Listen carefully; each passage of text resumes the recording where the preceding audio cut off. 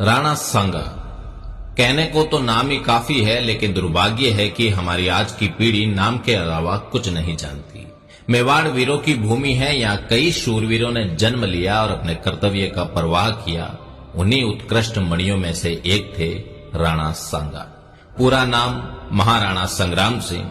वैसे तो मेवाड़ के हर राणा की तरह इनका पूरा जीवन भी युद्ध के इर्द गिर्द ही बीता, लेकिन इनकी कहानी थोड़ी अलग है।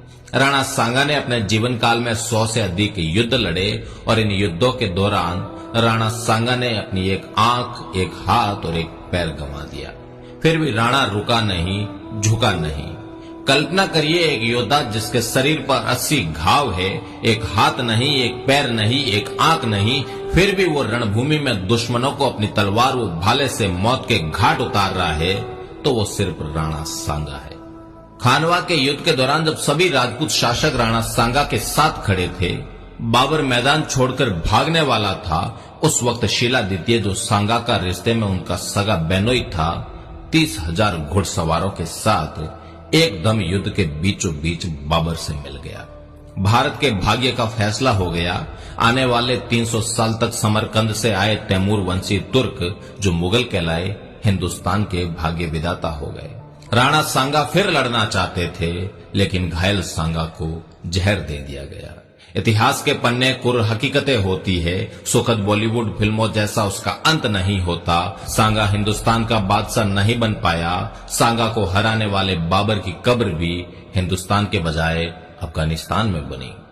राणा सांगा ने 100 से अधिक युद्ध लड़े, जिनमें मात्र एक युद्ध में पराजित हुए, और आज उसी एक युद्ध के बारे में दुनिया जानती है।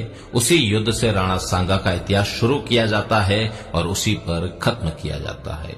राणा सांगा द्वारा लड़े गए खंडार, अहमदनगर, बाड़ी, गागरोन, बयाना, ईडर, खातोली जैसे युद्धों की बात आती है तो शायद हम बता भी नहीं पाएंगे, और अगर बता भी पाए तो उतना नहीं जितना खानवा के बारे में बता सकते हैं। भले ही खातोली के युद्ध में राणा सांगा दिल्ली के इब्राहिम लोदी को दिल्ली तक खदेड़ दे, वो मायने नहीं रखता। बयाना के युद्ध में बाबर को भागना पड़ा हो, वो भी मायने नहीं रखता। मायने रखता है कि बाबर से खानवा के युद्ध में राणा सांगा हार गया।